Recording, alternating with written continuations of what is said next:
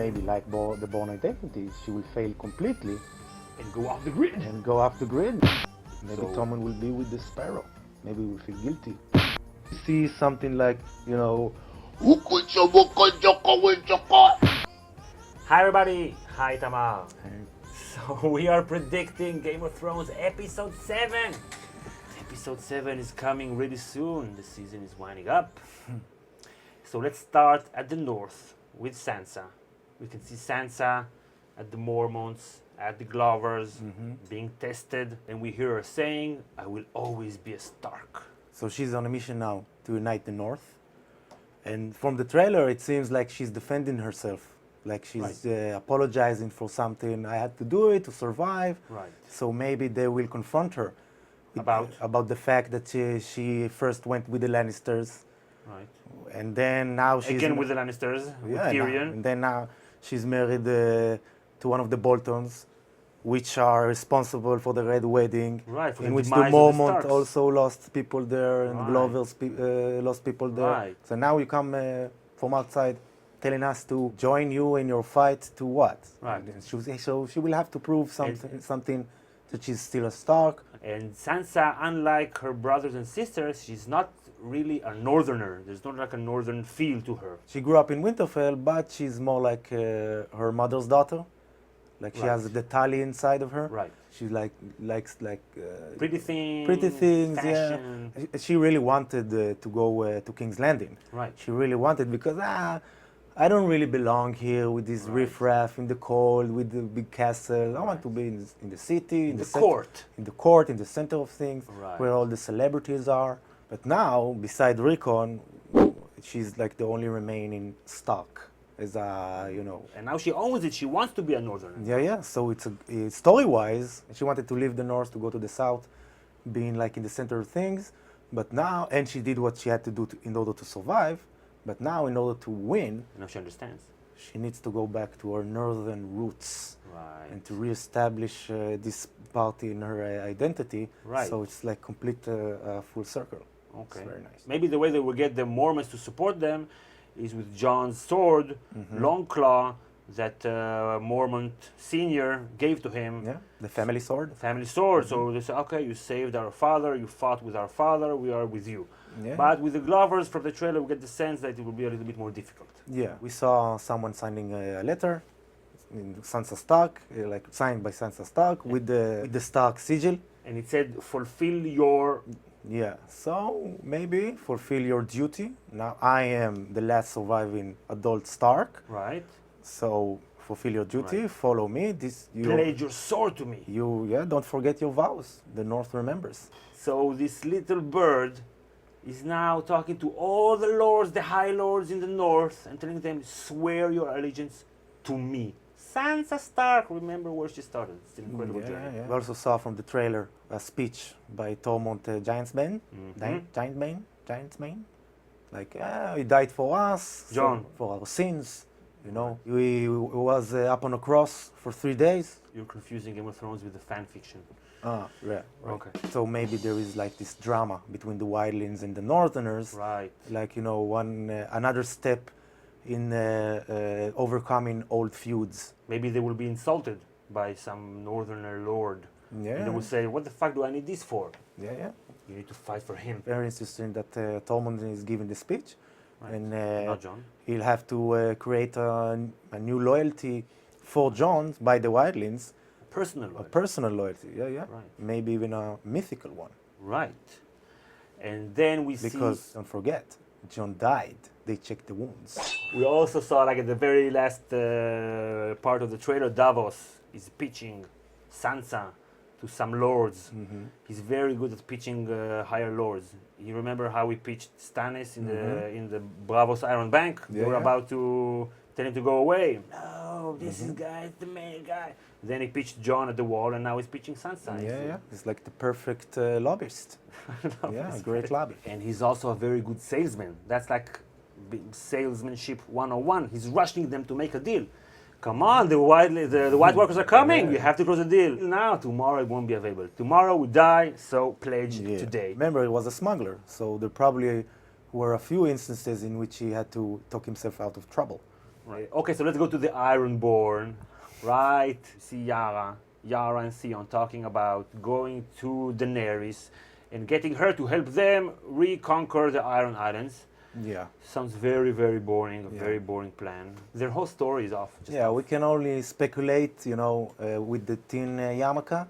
Okay, speculate. But there's no reason to speculate. We just expect, story-wise, they need to be there in order to give Daenerys this option with the ships they have. Right. But in terms of the story, we expect Theon to, overgo this redemption process, redemption voyage. Okay. So maybe he'll have to prove himself in some way To Yara. to Yara or to Daenerys, because How? maybe she will laugh at them or something like that. How can he prove himself to Yara? Maybe he will try to ride a dragon. Ooh, so he will take the Quentin storyline? Yeah, I could see that. I think they both will die this season because they have nothing to do with them anymore with Ironborn. They're just, I don't know, like a fifth wheel in the story. Yeah, that would be a shame. So basically, Daenerys will take their ships one way or another, probably another, and the season will end. Bold prediction. First, you see the White Walkers walking towards the wall. Boom, boom, boom, boom, getting through the wall. Cut. You see Daenerys on her dragons and the ships in the bay, sailing off, flying off to Westeros. Zoom out to a wide shot of the bay, all the CGI ships, and then a CGI dragon. Itamar, sound effects. Rah! Rah!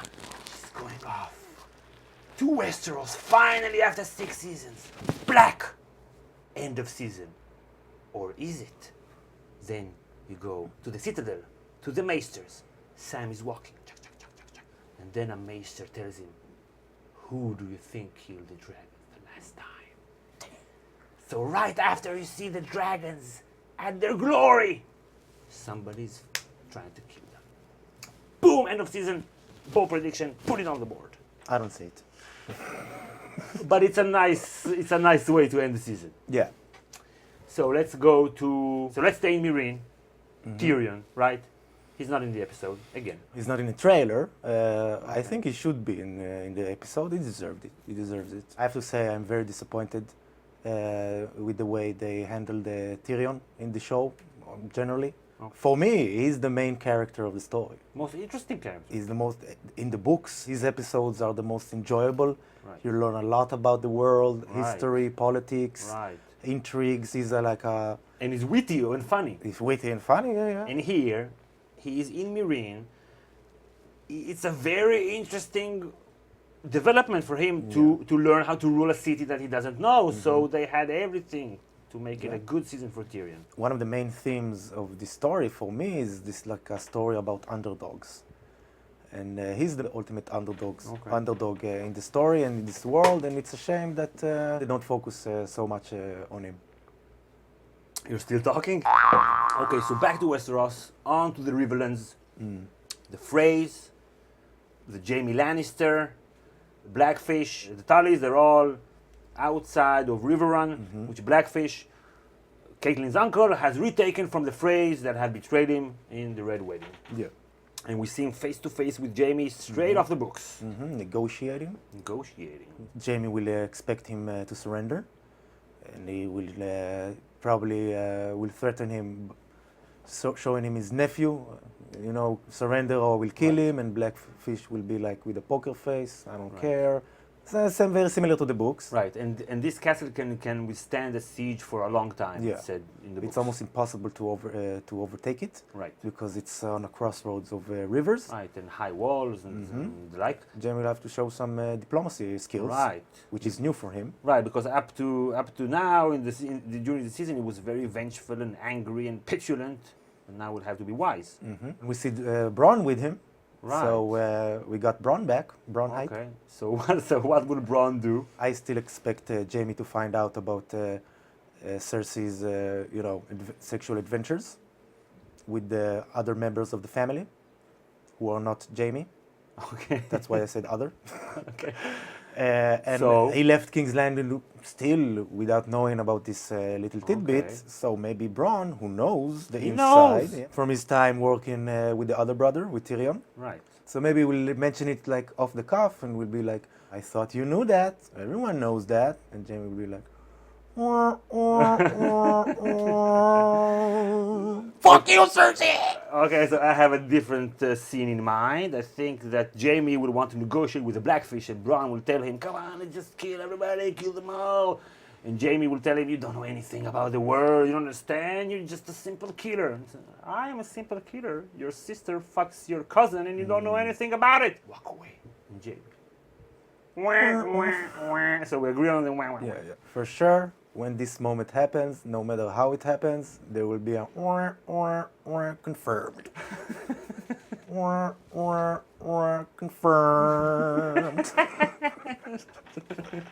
Okay, so we know Brienne is on her way to River Run. In the books, Brienne spends a long time traveling around the country and seeing the cost of war, the human cost of war. So maybe on her way to River Run, she will get to a battlefield, and will find a gravedigger and his little dog that helps him. So maybe the feet that are walking are not just any feet. Benjen? No. Edmure? No. Hodor? The Hound. Yeah, right.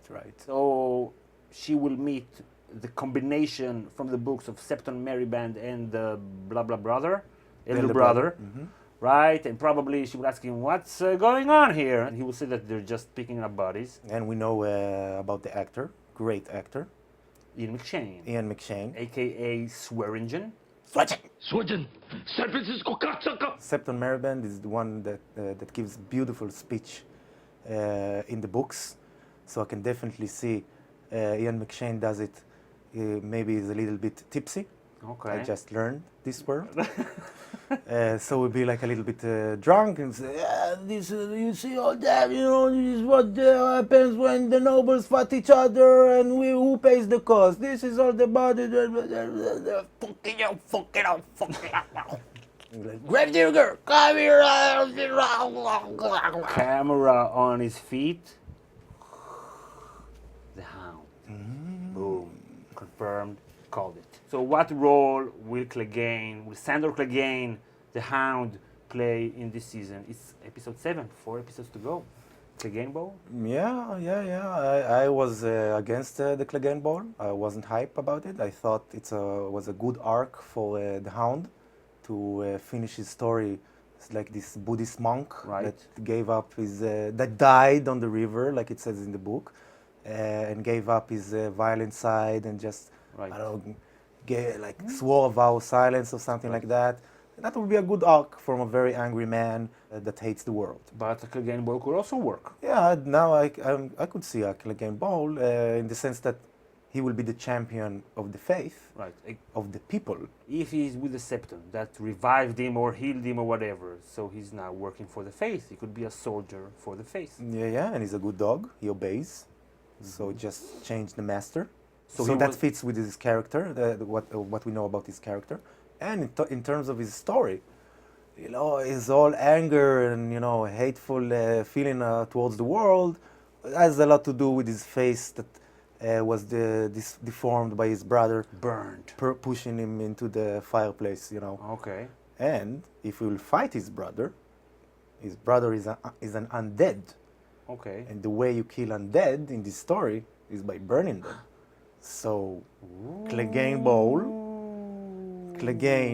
Sandor Clegane needs to kill his brother. The only way he can do it is by inflicting the damage that was caused upon him by his enemy, who is also his brother, aka the mountain that rides.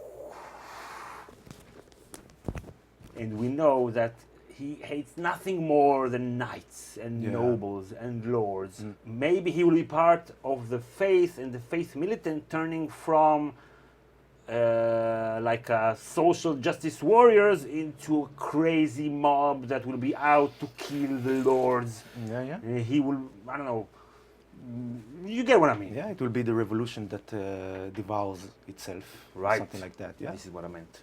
Yeah, I know that. It's mine. Take it. So last but not least, King's Landing, okay, Olenna is scolding Cersei, telling her how stupid she is, that she ruined everything. Cat fight. That's sexist. That's really sexist. Now I mean it. Yeah, It's not you're like the right. other times I didn't mean it. That's true.